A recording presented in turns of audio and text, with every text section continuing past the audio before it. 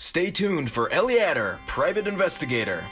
Today's adventure is about the theft of a priceless pirate's treasure chest and is set near the dawn of the Age of Aquarius in 1963.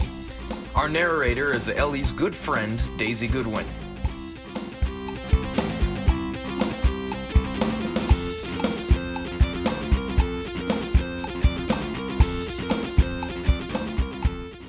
My friend Ellie is a private investigator, and she never knows when a case will come her way.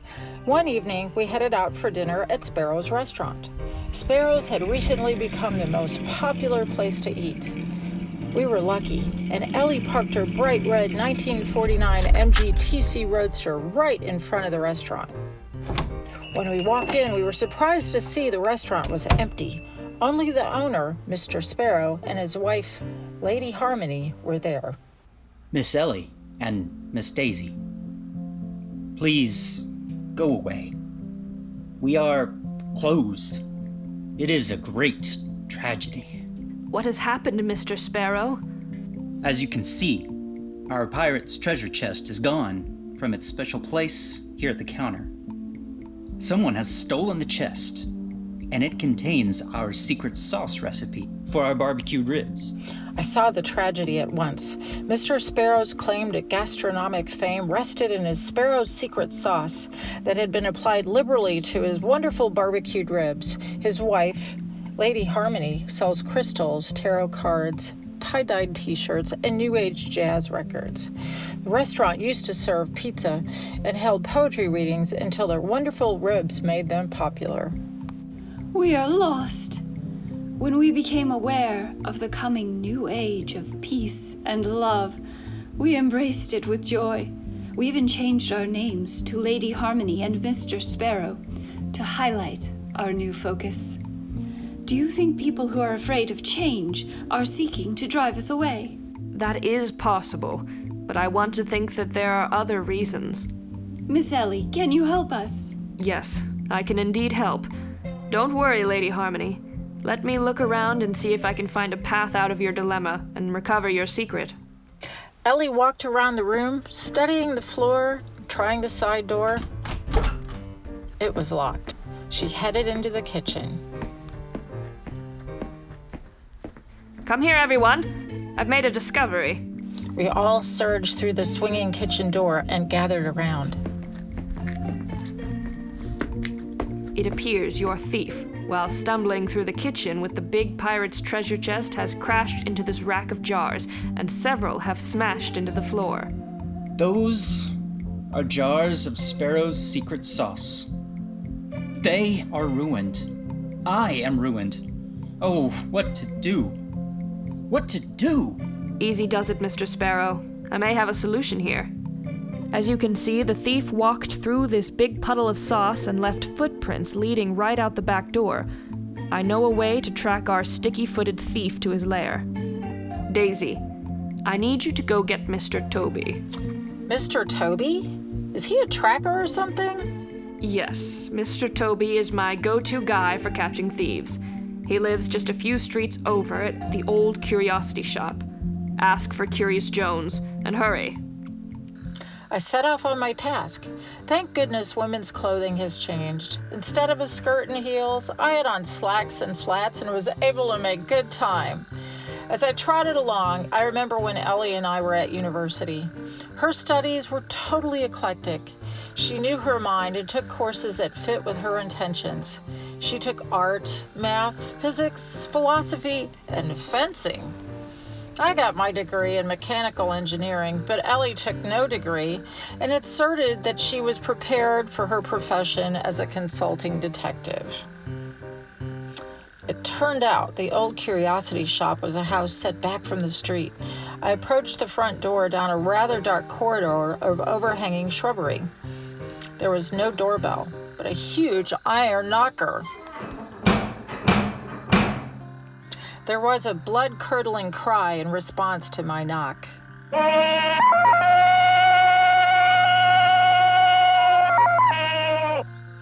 After a moment, the door opened, and I was facing a small and unusual person. Mr. Curious Jones?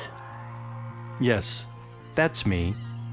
Ellie Adder sent me to get Mr. Toby. She has a job for him. Ah, yes, come in. Wait here, and I'll go get Mr. Toby. He disappeared into the dark depths of the house. Strange noises kept me company.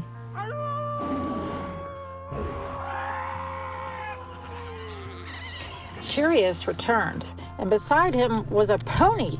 No, on second look, it was the biggest bloodhound I'd ever seen. Meet Mr. Toby. He's the smartest dog you will ever know.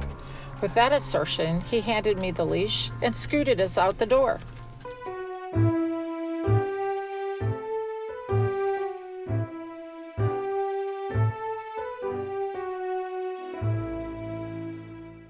Ah, Daisy. And Mr. Toby. Now everyone stay behind us, but keep up.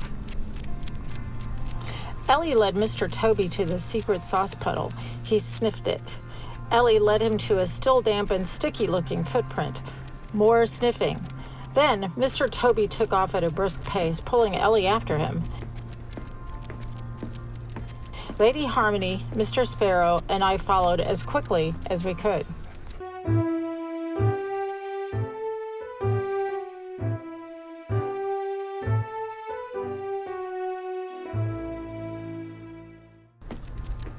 We trotted for several blocks, making turns here and there, Mr. Toby apparently following the now invisible footprints using his remarkable nose. We pulled up sharply at the door to a shop. I glanced up at the sign. We were at Blade's Butcher Shop. Mr. Blade was known for providing fresh meats. He also did a thriving business in the smoked meats, including ribs. Mr. Toby lunged at the door and his great weight pushed it open. He ran in and was followed by Ellie and the rest of us. Peering over everyone, I saw the pirate's treasure chest sitting on a table, and standing over it was a man with a huge axe poised in the air.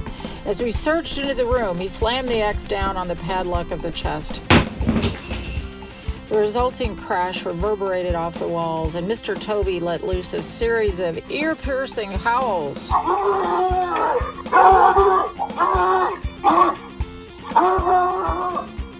At Mr. Toby's barking, the man looked around at us. He recognized Mr. Sparrow and Lady Harmony. Oh my God! Mr. Blade dropped the axe. He visibly sagged and slumped into a chair, burying his face in his hands, and exclaimed, Oh, woe is me. Whoa, I knew this would never work. I'm ruined. I'm totally ruined. Mr. Sparrow charged past Ellie and Mr. Toby, and without a word to anyone, he picked up the chest and ran out the door with it.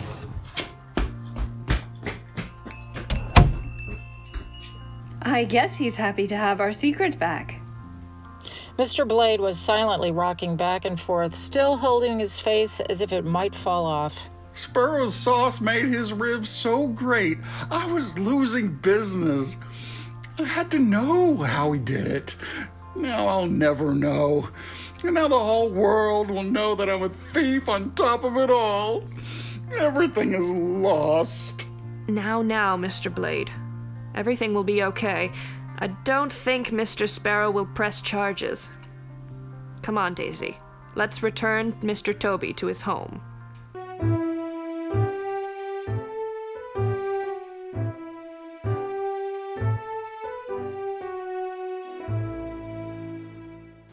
As we walked back, I saw Lady Harmony waiting. As we approached, she had an air of the conspirator about her. Miss Ellie and Miss Daisy, Mr. Sparrow and I are terribly grateful to what you have done for us. You have saved the day. In all honesty, I feel I must tell you the secret of the secret sauce secret. We were happy to help you, and you need not share your secrets with us. I must. The stars have aligned to bring you into our energy field, and I want to be fully transparent to you.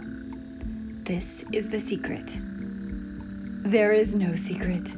Mr. Sparrow just makes a traditional tomato-based sweet and spicy barbecue sauce. We tell everyone it is special, and that the secret is locked in the pirate's treasure chest. People believe us, And thus, it is so. The sauce is wonderful because our customers believe it is wonderful. As one believes, so it is. With that, Lady Harmony bowed to us and turned to follow her husband. That was fun. Ellie, I don't know how you solve these cases. You always have special insights and knowledge that leaves me speechless. How on earth did you know of a dog who could follow barbecue sauce scent across town? It's just following a logical process, Daisy. I observe, and logic leads me to a solution. I did, however, add elements of the theatrical to this case.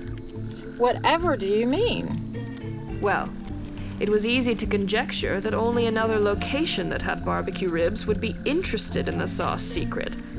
Blade's butcher shop is the only other place. Therefore, Mr. Blade must have been our miscreant. So the giant bloodhound was needed? Why? He was my ace in the hole. I guided him to the butcher shop, and he provided a strong deterrent to any arguments. No one wants to disagree with 200 pounds of dog. I saw what Ellie meant by elements of the dramatic, and was reminded of the college theater production of Hamlet, where Ellie was the scariest Ophelia I'd ever seen. Let's get Toby home now.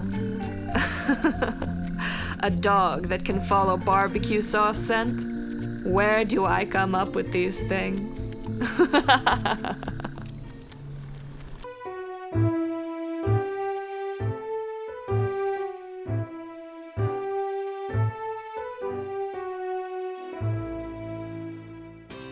You have been listening to Ellie, Private Investigator, and the Case of the Secret Sauce. Ellie will return for another adventure in the near future. Tonight's cast: Ellie P.I., was played by Emma Bryan. Daisy Goodwin was played by Suzanne Warmack. Lady Harmony was played by Kelly Martell. Mr. Sparrow was played by Steve Martell. Featuring Jeff Stocky is Curious Jones, and Morgan Marion is Mr. Blade. Written and produced by Jason Marion and Roger Marion. Music by Jason Marion. This is your announcer, Ben Pearson. Have a pleasant evening.